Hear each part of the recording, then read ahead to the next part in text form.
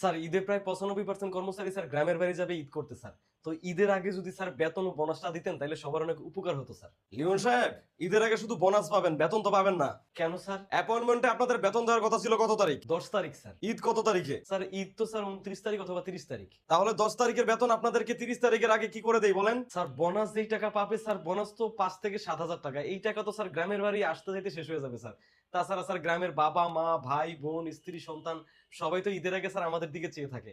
আমরা নতুন কাপড় কিনে দিলেই তাদের ঈদটা ভালো কাটবে স্যার। আরে ভাই, কোম্পানি তো আপনাদের পরিবারের খুশির দায়িত্ব নিয়ে বসে থাকে না, তাই না? কোম্পানির সাথে আপনার সম্পর্ক বেতন আর কাজের। স্যার এটা কেমন কথা বলেন? আমরা আপনার কোম্পানির কর্মচারী, আমাদের সুখ দুঃখ খুশির দায়িত্ব তো আপনারই নেওয়া উচিত স্যার।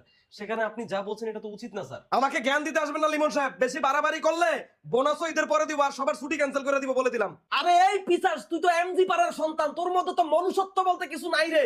তোর উপরে খোদা লানত পড়ে না কেন? লিমন সাহেব, মুখ সামনে কথা বলুন। আপনার চাকরি কিন্তু আমি খেয়ে দিব বলে দিচ্ছি। বাঙ্গির পুত, তুই আমার চাকরি খাবি কি রে? আজ এই মুহূর্তে আমি সহ কোম্পানির পুরো 100 জন কর্মচারী তোর কোম্পানি থেকে রিজাইন দেবো। রিজাইন দেওয়ার 1 ঘন্টার মধ্যে তুই যদি সবার বেতন ভাতা পরিশোধ না করস রে, তোরে এমন শেষা শেষ মুরে বাঙ্গির পুত, আয়নায় নিজের চেহারা দেখলে নিজেই মুইতা দিবি। শালা রমজান মাসে রোজা না রেখে ইফতার খাওয়া পাপি। मर गया माथा चोद